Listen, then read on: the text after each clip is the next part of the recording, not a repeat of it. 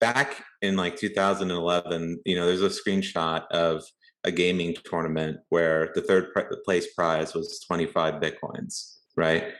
And now that's like an astronomical amount of Bitcoin. Like having 25 Bitcoins makes you incredibly wealthy. So I think, if you're planning on like a 4 to 8 year time scale, maybe some people probably call me bullish for that, or I mean bearish for that. I think like if you're stacking even like 1 to 2,000 sats an hour, like if you have low enough time preference to hold on to that, once we reach sat dollar parity, that will be a huge amount of wealth for people. And, like it's possible clearly, like, each Bitcoin being worth like 37,000 USD now, back in 2011, I think what was it, like 10,000 Bitcoins were equal to like $45 worth of pizza. So imagining, that like each Bitcoin at the time was worth like probably the equivalent of what each Satoshi is worth now. So to me, Satoshis are incredibly valuable. By like 2025, I think like 95% of Bitcoin supply will have been mined. And, that could be like a life changing amount of wealth for people in, second and third world country. Even here in the US, people don't have savings. You know what I mean? If you can, like, I love what Fold is doing because you can stack sats, while making your regular purchases. Now, when you game, you can stack sats while you game. And it's just going to help a larger distributed amount of people all over the world get access to the greatest money that has ever been created. And I think, a lot of gamers don't even know what it is. From what I've heard, they don't know what sats are or what Bitcoin is. So not only will it help them get sounder money that retains its value significantly better than their local fiat currency, it'll, I think, help orange pill a ton of people to then begin going down the Bitcoin rabbit hole. What are sats? Ask those sort of fundamental questions that will hopefully lead to more people learning about what is money, why do we have money, and what is money's history, who is it controlled by, all of those fundamental questions that a Bitcoiner asks themselves. So I think it'll have, just to kind of recap, it'll distribute the soundest money ever created to more people all over the world to create an enormous amount of wealth for them if they hold on to it, of course, and not spend it right away. And then three, it'll lead to a new class of Bitcoiners. Gotcha. Yeah. I mean, this is like one of the most beautiful things about Bitcoin is like, I mean, I just see like one of the biggest evils in the world today is central banks and the impact that, fiat currencies have. And like all of this stuff that we see today with the centralization of every single industry and the collusion between them, the endless wars, the terrorism that larger companies perpetrate on smaller countries by going and destabilizing them and uh, extracting wealth away from them, from governments extracting wealth from their citizens in a very nefarious, just awful way, is fixed with Bitcoin. They can't do this stuff with Bitcoin, with sound money, with hard money. Because it incentivizes, like under hard money, you have to produce value to do things. You can't just extract it. It's a lot more difficult to do that. I can't, just print money to buy bombs to go destabilize and destroy another country. It's a lot more expensive to do something like that. And I mean, that's why I see Bitcoin as the alternative to that, as well as the censorship resistance. Like, I mean, nobody can stop a transaction. And that's incredibly powerful. That these governments might, ban Bitcoin, but you can still log into Infuse and earn some sats on CS:GO. That's pretty cool. Yeah, absolutely.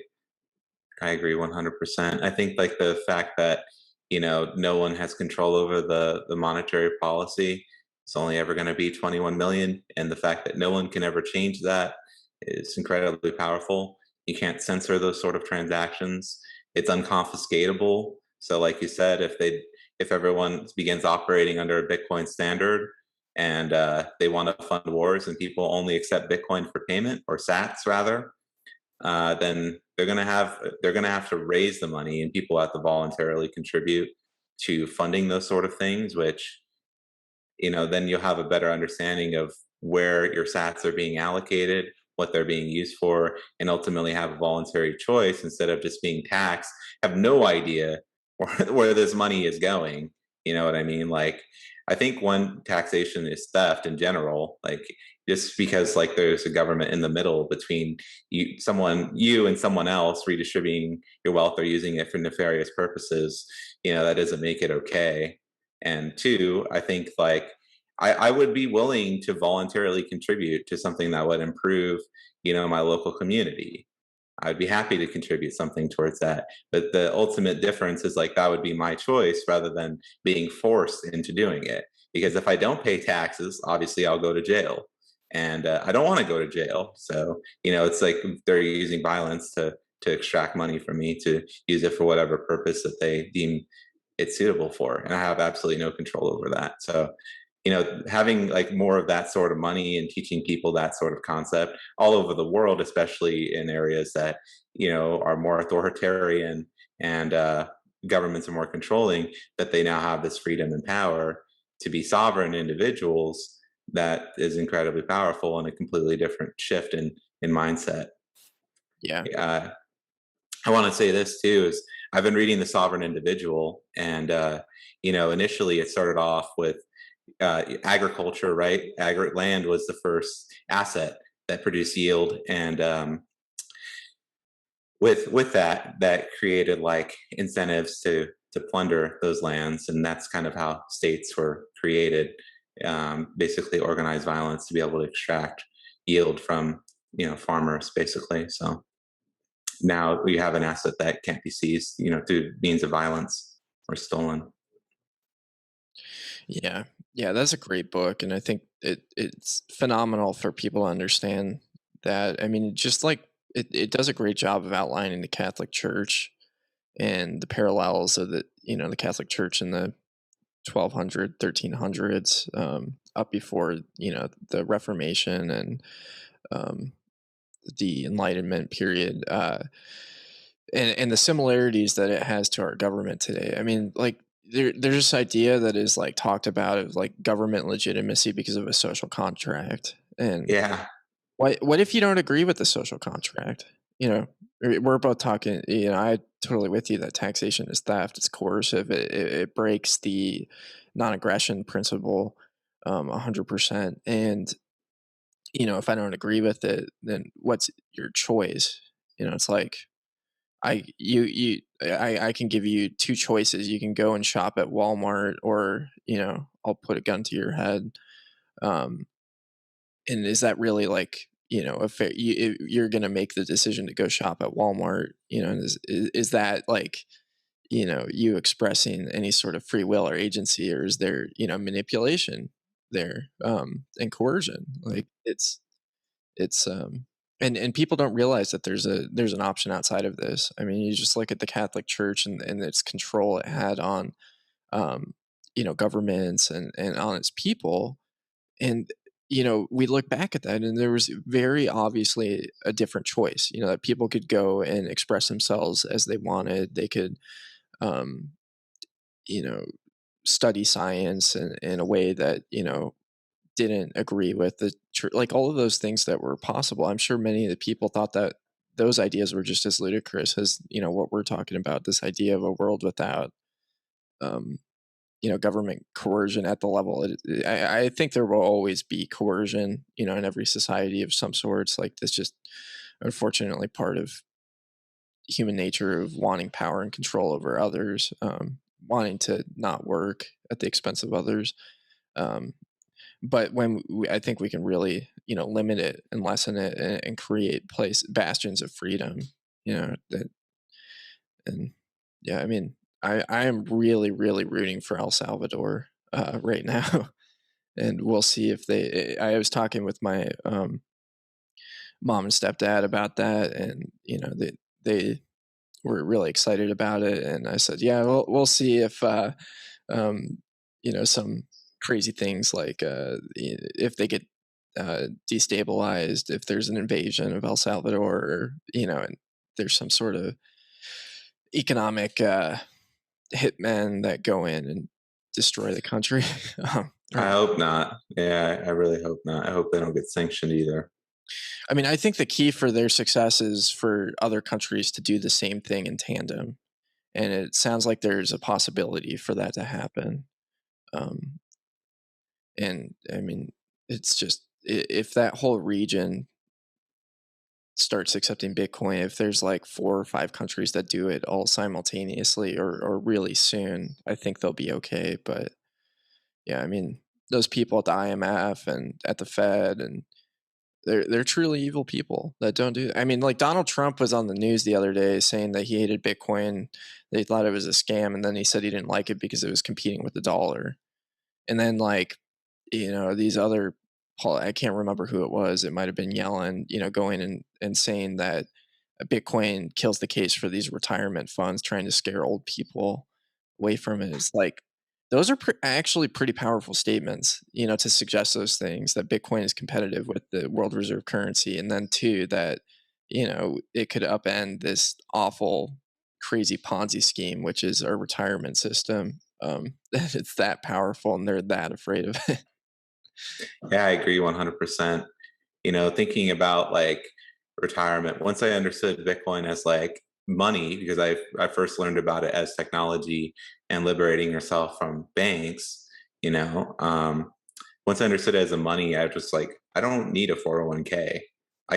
There's an opportunity cost. Yeah, I'm getting, tax benefits.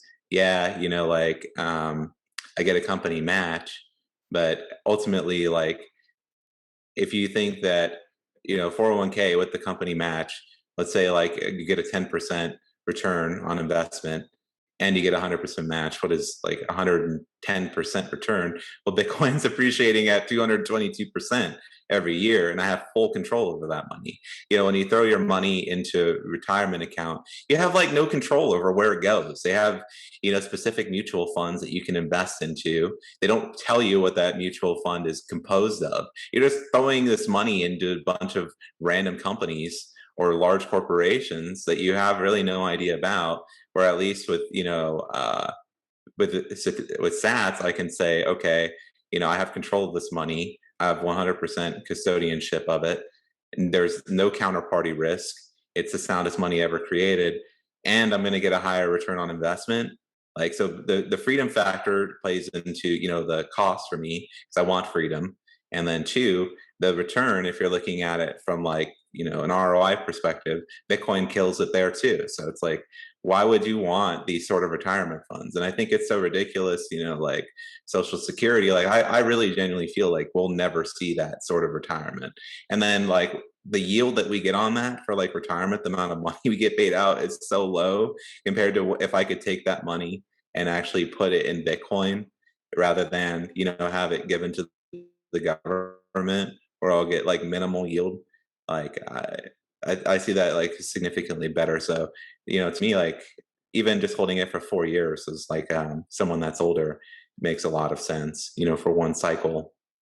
So for me personally, I think that it is a retirement option. It's the only option for retirement. Yeah, I mean, it's kind of a crazy idea to take your money and put it in all of these crazy speculative, stocks, and especially like when you look at how destructive Wall Street has been, and Yeah. sector's been, it's just, it is so silly. And this is the thing that drives me crazy, is people do not understand how much counterparty risk they're assuming with these different assets. And like Kevin O'Leary, I like almost, um, I almost just exploded when Kevin O'Leary was talking about like this idea of like clean mining and not wanting blood money, with Bitcoin. It's like this guy probably has so much money invested in China, in these companies that are just like funding totalitarianism and awfulness. Like, I can't imagine like how much of a role he's played in that, um, let alone slave labor. And he's gonna talk bad about Bitcoin.